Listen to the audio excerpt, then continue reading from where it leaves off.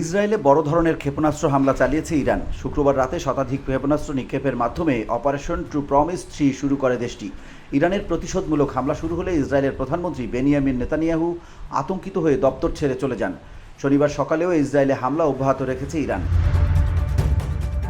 CNN জানিয়েছে ইসরায়েলের প্রধানমন্ত্রী বেনিয়ামিন নেতানিয়াহু এবং প্রতিরক্ষামন্ত্রী ইসরায়েল কাটোস ইরানের প্রতিশোধমূলক হামলার পর বাংকারের ভেতরে আশ্রয় নিয়েছেন। সেখান থেকে তারা পরিস্থিতি পর্যালোচনা করছেন।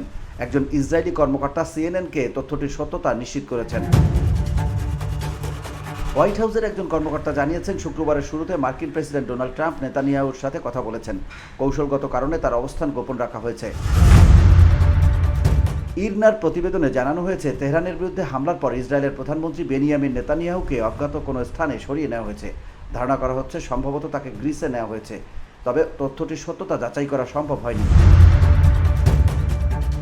এদিকে হামলা থেকে বাঁচতে ইসরায়েলি সাধারণ নাগরিকদেরও আশ্রয়কেন্দ্রে যেতে বলা হয়েছে, কারণ ইরানের এবারের হামলা যে কোনো সময়ের চেয়ে ব্যাপক। রাতে শতাধিক ক্ষেপণাস্ত্র হামলায় ইসরায়েলে ব্যাপক ক্ষয়ক্ষতি হয়েছে। বিষয়টি ইসরায়েলি কর্তৃপক্ষ স্বীকার করে বলেছে নতুন করেও ইরান থেকে ক্ষেপণাস্ত্র ছোড়া হচ্ছে।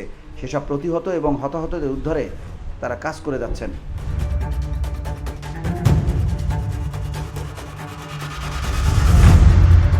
VOD Bangla news desk.